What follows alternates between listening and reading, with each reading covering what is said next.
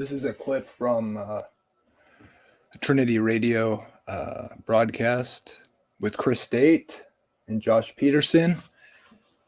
The link for the full debate will be in the description, and all credit to their channel.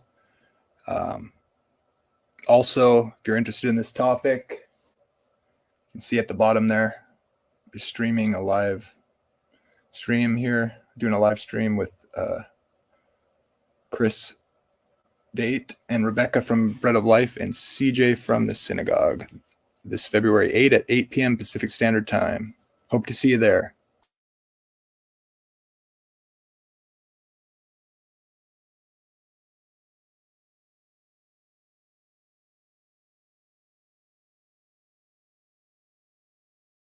Okay, here we go. I want to begin by talking briefly about the role of a negative opening statement like this one. The role of a negative opening statement in a debate like this is to present a positive case for denying the thesis being that annihilationism and conditionalism are heresies. Importantly, then, this is not going to be a rebuttal to the opening statement offered by my esteemed opponent. That will be in my next presentation. Remember the proverb that says the one who states his case first seems right until the other comes and examines him. You need to withhold judgment if you were impressed by my opponent's case until you've heard my rebuttal, and my request is that you would do just that. Now, it's important to recognize that the doctrine of eternal torment is not merely about eternal conscious punishment. It's also the belief that God will render the resurrected bodies of the lost immortal so they can physically live forever in hell. This is the consistent and virtually unanimous testimony of traditionalists, believers in eternal torment, since at least the time of Tatian and Athenagoras in the latter half of the 2nd century, before which Christians didn't believe in eternal torment. And so, for example, you can see this in the writings of Augustine, you can see it in the writings of John Calvin, you can see it in the writings of even Wayne Grudem, that the doctrine of eternal torment maintains the lost will be raised, made bodily immortal, and live physically forever in hell. By contrast, whereas eternal torment is therefore a belief in unconditional immortality, according to which God will indiscriminately make all humanity immortal on the resurrection, conditional immortality, the view that I'm representing here, means only that those who meet the condition of being saved will be made immortal upon being raised. Annihilationism is the other side of that coin. It means that those who do not meet that condition will be killed, slain, executed, both in body and soul, for which reason they will consequently cease to be. Now, with that in mind, I want to offer 5 reasons for thinking that this is not heresy. Number 1, it is consistent with a commitment to biblical authority, infallibility, and even inerrancy. Number 2, it is consistent with the recognized essentials of the Christian faith. Number 3, it enjoys historic pedigree, that is to say, it's not novel. Number 4, it's consistent with all the early ecumenical creeds. And number 5, it's consistent with popular evangelical statements of faith. So let me dig into those each with a little bit more detail. First of all, biblical authority and reliability. It is true that some conditionalists, but not all of us, begin to rethink hell because of emotions and philosophy. But the vast majority of them become convinced of this view because of what they perceive to be the Bible's clear and consistent biblical testimony in support of it. Some conditionalists, including me, were influenced solely by exegesis of Scripture. We never had a problem with the doctrine of eternal torment, but we were convinced by Scripture. In fact, some of us wished and still wished we could be believers in eternal torment again, because its rejection is typically met with a great deal of fallout. So our commitment is to biblical revelation, so much so that we're willing to accept that kind of fallout. And just as a sampling of what we perceive the Bible to be clearly and consistently saying is, number 1, that immortality will only be granted by God to the saved. And so in Genesis 3, 22 and 23, God explicitly withholds access to the tree of life from Adam and Eve, so they cannot eat from it and thereby go on living. But that tree of life reappears at the other end of Scripture in Revelation 22:2, where only the saved have access to its fruit. It's why Jesus says that only the risen saved will be unable to die in Luke 20, 35 and 36, when he says that it's only those who are counted worthy to attain to the resurrection and to that age who will be unable to die anymore. This is just a sampling of that body of biblical evidence. Another set of biblical evidence is the substitutionary death of Christ. The sacrifices in the Old Testament were typological, pointing forward to Christ. And in these typological sacrifices, the life of the sacrifice was taken in the place of those those whose lives were otherwise forfeit. And that's why in the New Testament, Jesus is consistently and repeatedly said to have died for sinners. The English preposition for, translating either huper or anti in the Greek, both of which are recognized by biblical scholars to mean substitution. And specifically, the physical death is very often what is on the lips of New Testament authors when they talk about his substitutionary death. Finally, there are reams and reams and reams of biblical data that make it clear that the resurrected lost will die in hell. Eternal fire kills, according to Jesus in Matthew 18, 8 and 9. It kills the inhabitants of Sodom and Gomorrah, according to Jude 7. The body and souls of the wicked will be slain, according to Jesus in Matthew 10, 28. They will be burned to ashes, or at least as if burned to ashes, according to Jesus in Matthew 13, 30, and Peter in 2 Peter 2, 6. Again, this is just a sampling. I'm not trying to make the case that this view is true, only that this is a sampling of the biblical data that convinces us conditionalists that our view is true. Number two, Christian and evangelical essentials. Christians agree that there are only some doctrines that are essential or definitional of the faith. Meanwhile, we tolerate diversity on a host of secondary non-essentials, the topic of election, predestination, the nature of tongues, whether creation is old or young or progressive, etc. And this is because we accept a maxim that has been mistakenly attributed to Augustine: in essentials, unity; in non-essentials, liberty; in all things, charity. The historian Philip Schaff, the church historian, calls this the watchword of Christian peacemakers. That's what we ought to want to be. And this involves maintaining unity on the essentials while tolerating charitably a difference of opinion on the non-essentials. So what do Christians identify as the essentials? Well, everyone sins, requiring God's grace. We affirm the Trinity, the deity of Christ, the hypostatic union of Jesus' divine and human natures. We affirm Jesus' virgin birth, his sinless life, death, burial, and bodily resurrection from the dead. We affirm Jesus' future return and the resurrection of all humanity. We affirm the doctrine of substitutionary atonement. Indeed, many of us, including me, the penal substitutionary atoning work of Christ. And we affirm salvation by grace through faith alone. We conditionalists give a hearty yes to all of these, or at least we can, and many of us do, including me. So our view is consistent with the essentials of the faith, and we will drill into that more during the rebuttal and cross-examination. Number three, conditionalism enjoys historic pedigree. It's not novel.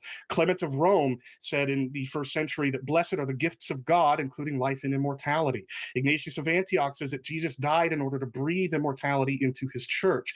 The Epistle of Barnabas says that the lost person will be destroyed with his works, using the same verb he uses to describe the death of Jesus.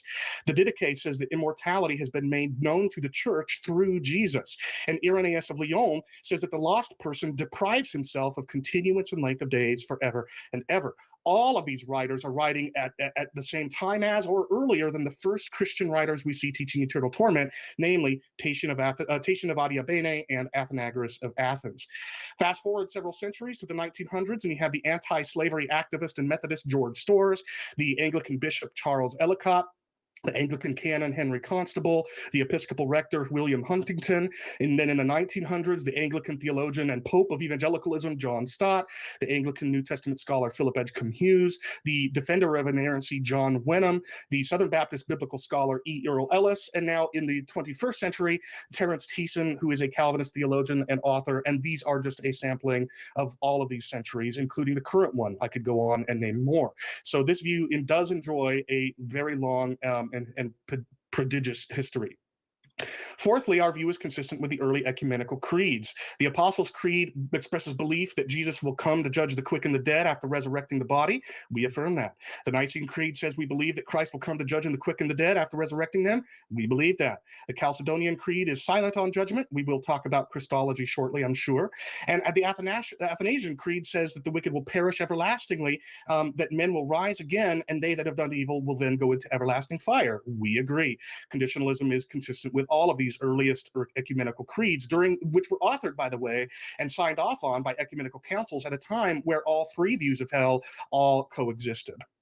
Finally, my view of hell is consistent with popular evangelical statements of faith. So the Reforming Catholic Confession, for example, is a confession authored and signed by Protestants trying to affirm a mere Protestantism.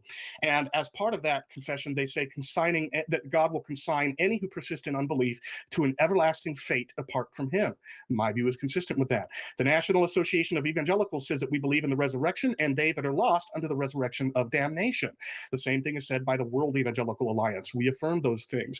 We also affirm what is said by the UK Evangelical Alliance, that we believe that God will raise all people to judgment and that some will go into eternal condemnation. We wholeheartedly agree. So conditionalism and annihilationism are consistent with evangelical statements of faith. So let me sum up the 5 reasons that I've defended here before we go into our rebuttals. 1 minute. 5 reasons for accepting that conditional immortality and annihilationism are not heresy. Number 1, our views are consistent with a commitment to biblical authority, infallibility, and even inerrancy. I am an inerrantist, for example. Number 2, our views are consistent with the recognized essentials of the Christian faith.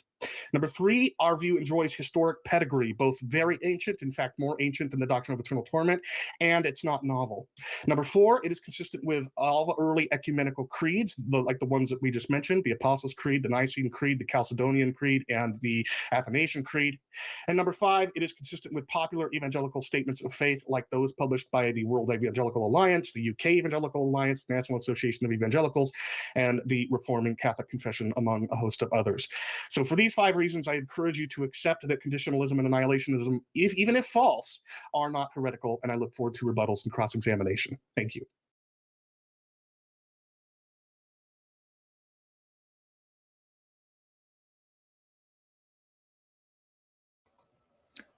So, yeah, if you want to check out that debate, the full debate, I was just impressed by that statement and how much information he was able to pack in. And then reiterate at the end there, like a good teacher would. Feel free to disagree, but I think you should consider what will be said on my upcoming live stream here at the bottom. You can see it. I really hope to see you there. And you can email me if you want to have your questions answered or your objections put forward. I'll be happy to present that at the end of the panel discussion. And so please feel free to do that and contact me, or even better, come to the show, and you're welcome to bring your questions there too. Good morning, Kelby. So yeah, you can go to my channel, I believe, and set the reminder, because I hope to see you guys there. And also I want to say again, in the credits, or in the description, will be the credits for that debate, which was broadcast with Jonathan Pritchett from Trinity Radio, who was moderating Trinity Radio broadcast. Check them out. The link is in the description. I didn't put Chris's ministry in there. I probably will. Rethinking Hell is a channel you can check out, or his website, Rethinking Hell, and please do so.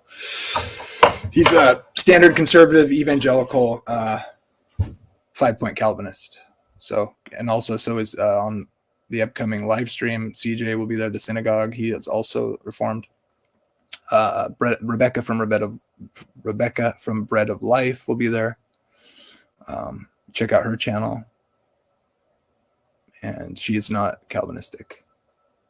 So, hey, you guys, have a great day. I might do a live stream here soon, or an open mic if you guys want to. Let me know. Thanks for coming. Peace out. God bless.